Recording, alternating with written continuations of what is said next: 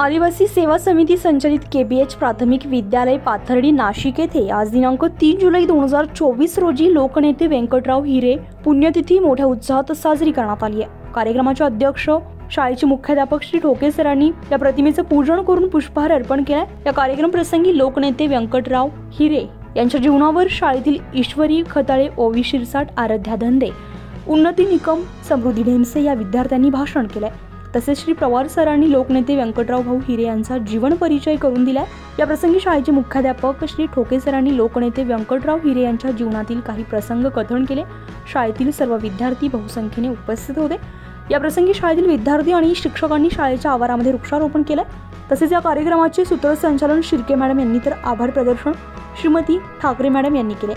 कैलासवासी लोकनेते व्यंकटराव हिरे यांच्या पुण्यतिथी निमित्ताने वृक्षारोपण करून विद्यार्थ्यांनी आदरांजली वाहिल्यामुळे एक अनोखा उपक्रम राबवल्यामुळे परिसरात विद्यार्थ्यांचं कौतुक केलं जात आहे।